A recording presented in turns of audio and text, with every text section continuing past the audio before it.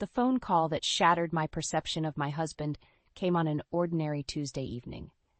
I was in the kitchen putting the final touches on Elise's 7th birthday cake when I heard Declan's raised voice seeping through the crack in his study door.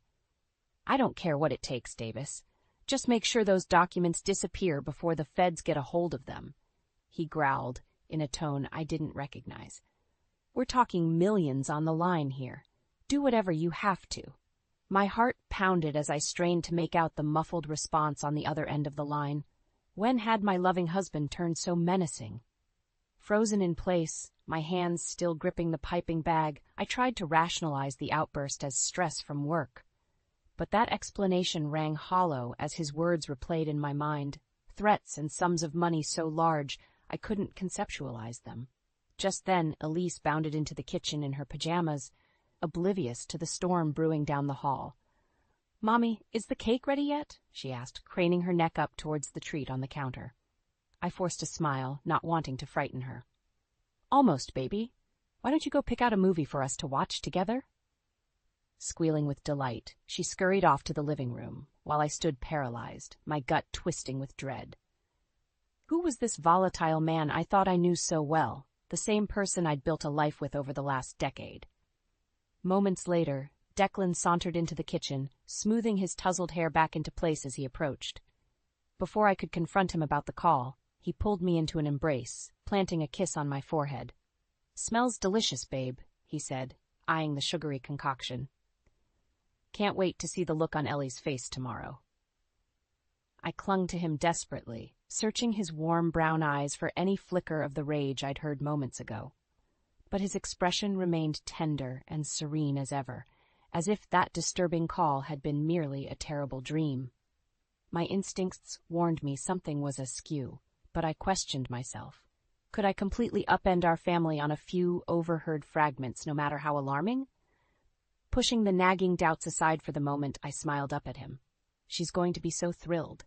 Maybe we could kick off her big day with a horseback riding lesson like she's been asking. Declan chuckled, smoothing my hair from my face. Anything for my 2 favorite girls. That night, as I gazed at him snoring peacefully beside me, I knew our cozy world was on the precipice of crumbling. My husband, my rock, my partner of 10 years, had a sinister secret. And I realized with gut-wrenching certainty that unraveling it would be the only way to truly know the man I'd once trusted with every fiber of my being. Over the next few weeks, Declan's behavior only grew more erratic and disturbing. Simple things, like his work stories not adding up or a detached demeanor when playing with Elise, raised red flags I could no longer ignore. One night after tucking Elise in, I decided to finally confront him about the suspicious call. "Honey, can we talk?" He looked up from his laptop, brow furrowed. "What's up?" Taking a deep breath, I recounted what I'd overheard that fateful evening, the hushed threats, the mention of incriminating documents. By the time I finished, his face had drained of color. "You were eavesdropping on my private conversations?" he snapped, slamming the laptop shut. I recoiled at the venom in his tone. "I didn't mean to, Just what? Thought you'd play private investigator on your own husband?" He rose from his chair, towering over me. "Those calls were confidential business matters, not some tawdry affair for you to stick your nose in." Indignation flared within me. "Declan, you were talking about hiding evidence and paying people off. What am I supposed to think?" His jaw tightened. "You're supposed to trust that I'd never do anything to jeopardize this family. But I see now that was a mistake." With that, he brushed past me and stormed out of the room, leaving me shaken and utterly adrift. Was the man I loved truly capable of such sinister deeds? The next day, the local news provided a chilling answer. Declan's employer, an investment firm downtown, was under federal investigation for fraud and embezzlement. Reeling from the revelation, I scrolled through the damning coverage, each breathless report more lurid than the last. That's when Elise wandered into the room, amber eyes wide. "Mommy, why are they saying such mean things about Daddy's work on TV?" I scrambled to find reassuring words, but she seemed to read the worry etched on my face. "Don't worry," she said, lowering her voice to a whisper. "Daddy told me not to talk about his secret meetings at home or he'll get really mad. But I won't say anything, I promise." My blood turned to ice in my veins as her innocent words detonated the final shred of doubt. My husband, my daughter's hero, was not only mixed up in illicit corporate schemes, but forcing a 7-year-old to cover up for his misdeeds. Rage engulfed me, burning hotter with every ragged breath until I could scarcely see straight. That evening, while Declan sat fuming in the den, I scoured his study for any trace of evidence to confirm my darkest suspicions. In his desk drawer, buried beneath reams of financial reports, I found a disposable prepaid phone, likely the device he'd used to make those cryptic calls. But it was the sheaf of documents underneath that made my heart plummet into my gut. Emails, incriminating spreadsheets, offshore bank statements, all leading an unmistakable trail back to Declan's role in pillaging funds and defrauding clients. The confidential business matters he'd raged about were nothing more than a litany of high-stakes crimes designed to bankroll our luxurious lifestyle. My hands trembled as I clutched the documents, the realm of plausible deniability evaporating like a noxious gas. The man I'd loved, the father of my child, was a con man teetering on the edge of sheer criminality, and he'd willingly entangled our entire family in his web of deceit. With the damning evidence clutched in my hands, I knew I had to confront Declan again, no matter how explosive the fallout. As I marched into the den, resolution steeled my nerves against the fear bubbling in my gut. We need to talk, now. I slapped the incriminating papers onto his desk, scattering them across the polished mahogany surface. His head whipped up, eyes widening as he registered the disclosed secrets. "Where did you get those?" he growled, shoving his chair back with a harsh screech. "From your locked desk drawer, the one with all your little secrets tucked away." I crossed my arms, holding his seething gaze. I knew those calls were more than just confidential business, but this... God, Declan, how could you get mixed up in something so blatantly illegal? In a blur of motion, he shot to his feet and closed the distance between us, fists clenched. "You had no right going through my private things," he roared, spittle flying as his face flushed crimson.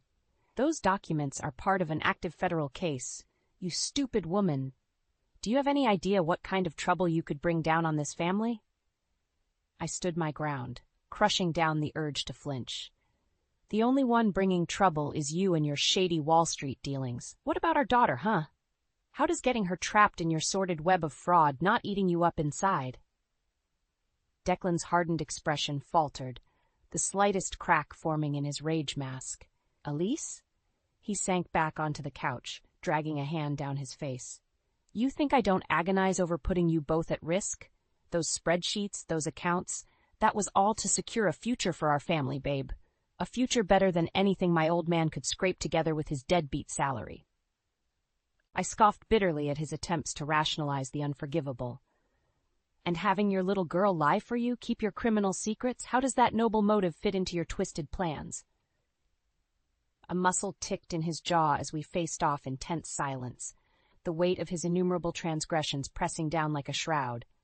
Just as I opened my mouth to unleash another fusillade, a tiny voice piped up from the doorway. "Mommy? Daddy?" Elise lingered on the threshold in her flannel nightgown, eyes swollen from crying. I had another bad dream about the monsters. My heart shattered into pieces as realization washed over me with brutal clarity. In her childlike innocence, she'd unconsciously represented the darkness pervading her own home. The true monsters weren't a fantasy, but the very man tasked with protecting her. Declan softened for a fleeting moment, lifting his arms as if to embrace our daughter. But as soon as Elise shrank back, that tender facade crumpled, his face contorting in a foul leer. "Get out, Elise," he spat with repulsive venom. "This is grown-up talk, and you've stuck your nose where it doesn't belong for far too long already." Before I could react, he snatched a paperweight from the desk and hurled it at the terrified girl. It struck the doorframe mere inches from her head, shards of glass detonating in all directions as she released a blood-curdling wail. "Declan, you psychopath!" I screeched, shoving him back as he advanced on the sobbing child. "Get away from her!" Gathering Elise into my arms, I fled the den in blind panic, my little girl's desperate cries echoing through the cavernous home that had once shielded us so lovingly. Behind the mahogany doors, Declan's own monstrous roars reverberated like some demonic force unleashed. as I clutched my baby to my chest, her warmth the only solace from the horror. One certainty crystallized amid the chaos. Whatever the cost, I had to extract us from this nightmare before his swirling malevolence consumed us both. The morning after Declan's violent outburst, a heavy pall hung over our once idyllic home. Elise clung to me like a second skin, whimpering at the slightest creak or groan of the old house. My own heart raced with each unexplained thump, half expecting my unhinged husband to come raging through the door at any moment. By the time the pale winter light seeped through the curtains, I could no longer abide the sickening tension. I had to regain some semblance of control over this rapidly fracturing situation. Steeling my nerves, I tucked Elise into the living room with her favorite movies before creeping down the hall toward Declan's study. The door was ajar, the room beyond disheveled from our cataclysmic fight the previous evening.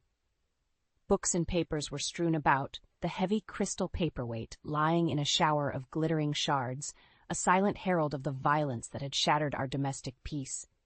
Bracing myself, I nudged the door open farther and stepped inside. Declan sat hunched behind the desk, nursing a crystal tumbler of amber liquid. His shirt hung untucked, his normally immaculate hair disheveled. At the sound of my footsteps, his bloodshot eyes flicked up with a chilling cynicism. "So," he began, vowels thick and slurred, "the self-righteous princess has emerged to cast judgment on her monstrous husband."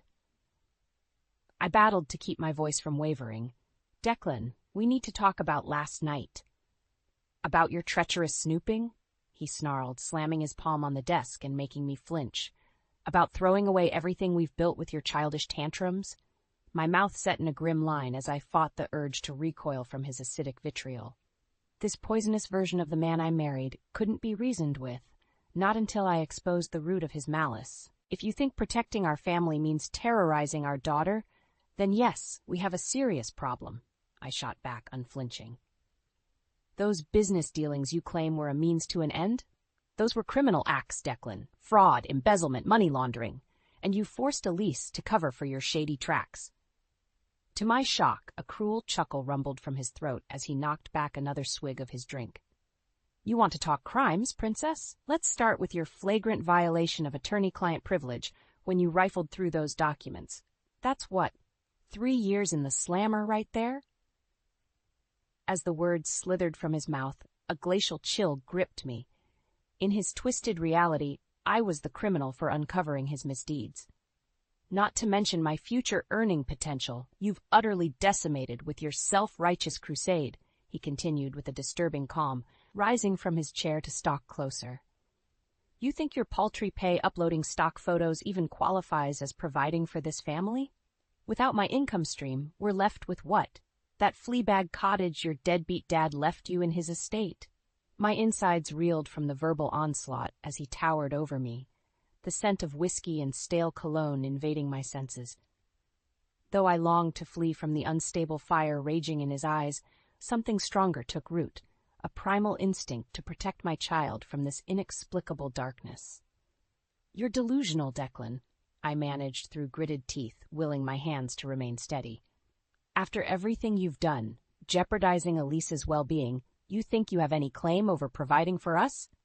You're going to jail, you sick bastard, even if I have to make sure of it myself." At those words, any vestiges of the man I'd once loved contorted into a vicious snarl of hatred. His fingers coiled around my throat with preternatural strength as he slammed me against the desk, upending papers and trinkets in a deafening clatter. "You sanctimonious bitch!" he bellowed in my face, spittle flying as his forearm crushed my windpipe. "I'll show you delusional." As Declan's snarling face hovered above me, all reason and humanity extinguished behind his crazed eyes, I felt a cold certainty. This man intended to kill me. I clawed desperately at his vice-like grip, but his forearm remained an inflexible bar across my windpipe. Black spots erupted in my vision as I choked on the scant airflow. In a final burst of adrenaline, I slammed my knee upwards, making sickening contact. Declan recoiled with a guttural groan, his hands flying to his groin as I crumpled to the floor, wheezing in ragged gulps of precious oxygen. "You crazy bitch!" he growled through clenched teeth.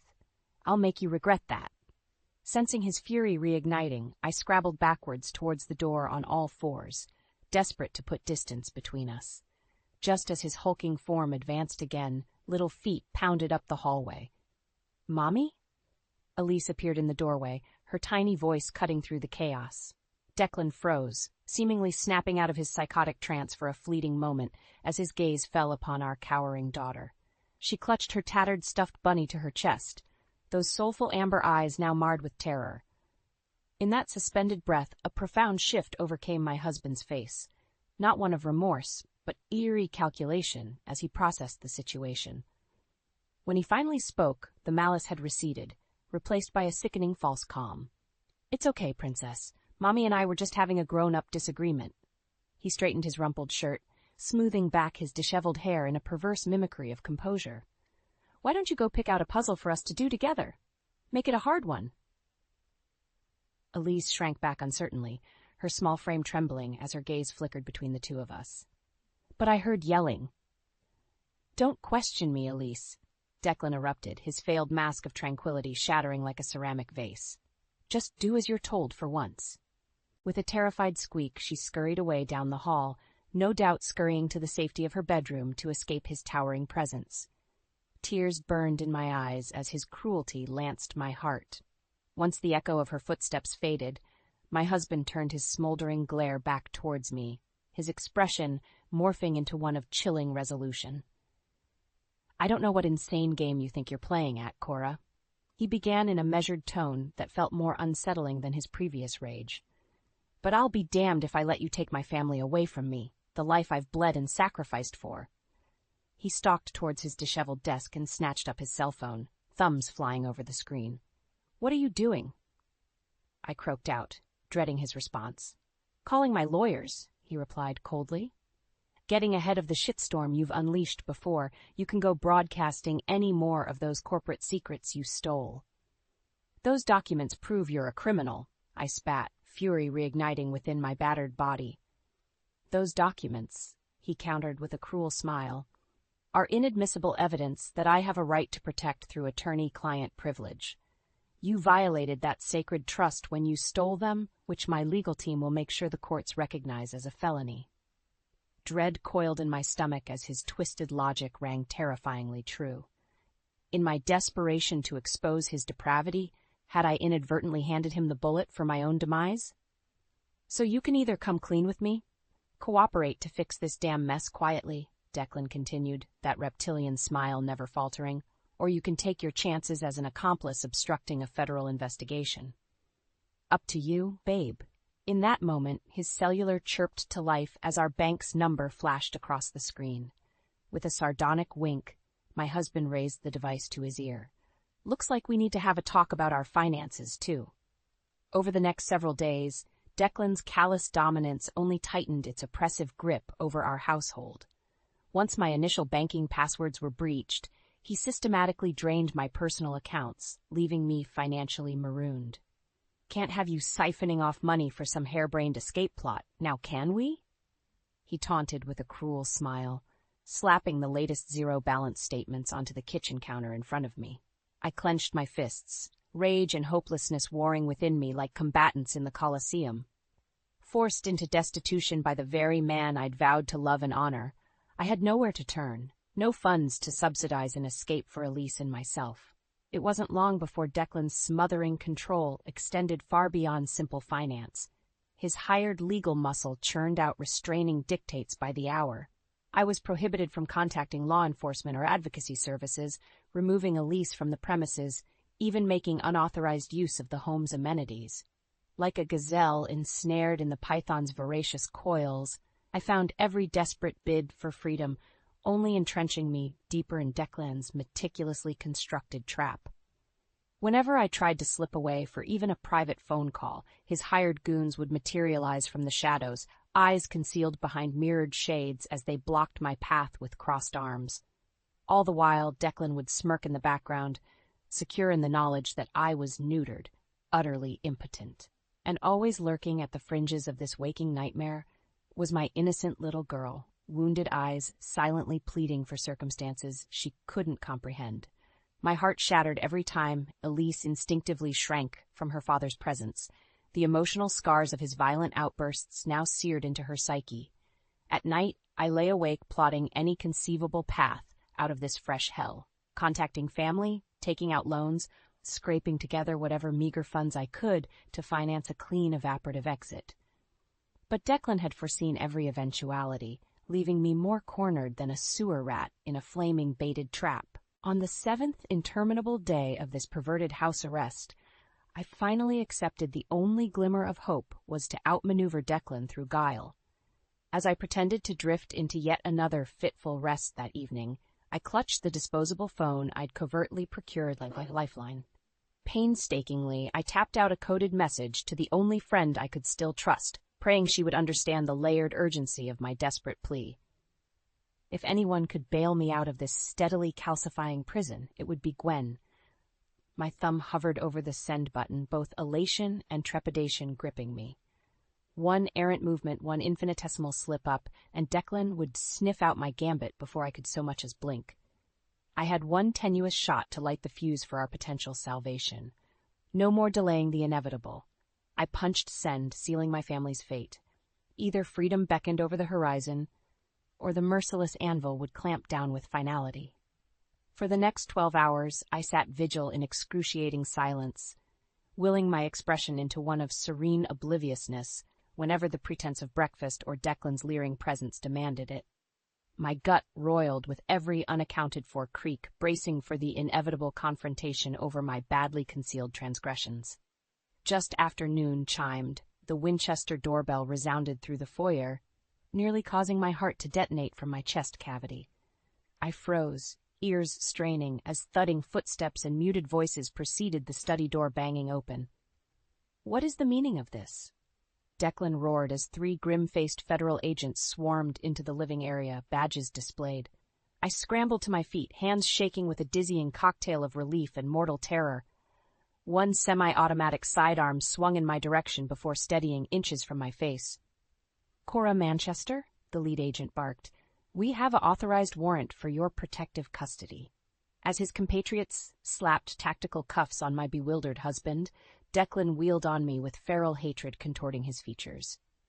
"You lying, traitorous wench," he bellowed, spittle flying as the agents wrenched his arms behind his back.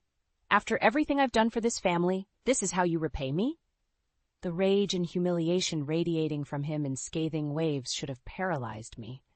But as my gaze met Elise's terrified one peering from around the staircase corner, only one Schlina overwhelmed every primal instinct: protection. I had to see this through for her sake. Drawing a fortifying breath, I steadied my nerves under Declan's smoldering glare. "What you've done for us? Your fraud and criminality cost us any ounce of a real family. You deluded animal. Just be grateful I've only seen that you faced justice and not a bullet." With that, I lifted my manacled wrists and allowed the agents to lead me towards the phalanx of federal SUVs idling outside, Retribution's resounding thunder finally exorcising the tyranny festering under my own roof. As the FBI convoy roared away from the curb, sirens wailing, I clutched Elise's trembling form against me in the back of the armored SUV. My little girl's cheeks glistened with terrified tears, her tiny hands fisting my sweater like a lifeline. "It's okay, baby," I murmured into her soft auburn hair, struggling to modulate my own ragged breaths. "Daddy can't hurt us anymore." The words felt bizarrely hollow, despite the iron truth of the sentiment. After so many weeks languishing under Declan's escalating reign of terror, the very notion of freedom seemed utterly paradoxical. No sooner had the thought materialized than a cacophonous explosion detonated a few blocks away, the shockwave rocking our vehicle like a skipping stone. I instinctively smothered Elise's tiny frame against me as smoke and debris billowed into view through the SUV's tinted windows. "All units be advised, we have shots fired!" One of the agents barked into his radio, his jaw clenching. "The target's residence has been hit with an incendiary device." My heart plummeted in concert with the acrid smoke billowing from the fresh scene of devastation. The house. Our home. Declan. Before I could voice the kaleidoscope of questions rocketing through my psyche, the agent's radio squawked again with a strained voice. "This is Stryker Unit, requesting immediate backup. We are taking sustained automatic fire from unknown shooters inside the house. The bomb squad and HRT need to roll out immediately." Elise's piercing wail cut through the tactical chatter as more thunderous detonations shook our vehicle like a rag doll amid the maelstrom. Though every parental instinct demanded I provide soothing affirmations, I could only gaze on in numb shock at the surreal tableau of fire and violence erupting around us. Declan's true depravity knew no bounds. Rather than face the consequences of his actions, he would indiscriminately slaughter anyone and anything in his path. Before my scattered thoughts could fully coalesce, a hissed order crackled over the radio for our transport team to peel away from the burgeoning war zone. The engine roared back to life as the SUV executed an armored reversal and peeled away at breakneck speed with an earth-shuddering squeal of reinforced tires. Metal barricades and concrete jersey walls whipped past the windows in a sickening blur as we careened away from the deafening violence. Still, I could not tear my eyes from the carnage painting itself across the horizon in shades of fire and smoke, all born from the choices of a single monstrous man. A husband and father who so blithely incinerated the laws of man and God to assuage his own hubris. When the tremors battering our vehicle finally subsided, one of the agents slumped back against the reinforced partition with a ragged sigh. Christ on a cracker, they weren't kidding that this guy was batshit crazy. He cast a sidelong look at Elise and me, bundled together on the bench seat. "Sorry about that, kid. Your daddy clearly has some real problems keeping his business clean." Before I could unleash the torrent of outrage and venom simmering beneath my skin, Elise peered up at me with those saucer-wide amber eyes, seeming to plead through her torrent of tears. Throat aching, I forced down the growling invectives clamoring for release and simply pulled her trembling little body tighter against my own. The rest of the drive passed in a blur of shouted orders and screeching vehicular cavalcades, speeding in all directions. At some point, reinforced assault vehicles joined our armored caravan, heavily armed HRT officers clinging to the rumbling transports like grim-faced gargoyles. As our path curved towards the heart of an auxiliary command staging area, it became abundantly clear how catastrophic Declan's violent unraveling had become. Choppers swarmed overhead, hovering floodlights bleaching the ground in clinical white, while robotic drones flickered through the air like mechanized insects. The SUV finally rolled to a shuddering stop as our doors were wrenched open from outside, figures clad in tactical gear efficiently ushering us into the subterranean refuge beneath the staging area. Weaving through prefab command modules and field terminals glowing with encrypted data, a towering silhouette from the bustle to greet our bedraggled party. Agent Vanover, the grizzled woman in a sharp-pressed suit intoned by way of greeting, those pale eyes boring into me with unsettling intensity. "I see, Mr. Manchester's threats weren't just saber-rattling after all." Before I could respond, her gaze drifted down to take in Elise's hunched, quivering posture. "My God," she breathed, something like genuine pity creasing her stern features. "That poor child." It was a simple reaction, yet those 3 syllables detonated the dam of pent-up emotion, trauma, and sheer, unadulterated relief within me in a torrent of throat-cleaving sobs. I'm not sure whether it was Elise's broken whimpers or my own gulping gasps for air that finally breached the berserker fog of terror and rage and shame clogging my mind. All I knew was that in that singular crystalline moment, every last ounce of fear evaporated in the presence of human compassion and the promise of justice. Whatever blood toll awaited back at our former home, whatever unspeakable price the demons of Declan's reckoning would extract, we would survive this crucible. More importantly, my little girl was finally safe from her father's maniacal shadow once and for all. In the aftermath of Declan's explosive unraveling, our lives were upended in more ways than I could have envisioned. In addition to the charred husk of our former home, every asset my husband had illicitly amassed over his criminal career was seized. Offshore accounts drained, property deeds reclaimed, even the luxury SUV impounded as criminal evidence. Not that I mourned any of those ill-gotten trappings. If rebuilding from scratch was the penance for untangling myself from Declan's poisonous web, I would gladly pay it 1,000,000 times over. What did gut me like a bayonet thrust was the collateral fallout for Elise. My sweet baby girl, already bearing scars far too deep for her tender years. now had her innocence compounded by the trauma of witnessing such violence and depravity. Those first few nights alone together in the Spartan safe house, I would jolt awake in cold sweats to her muffled sobs from the adjoining room.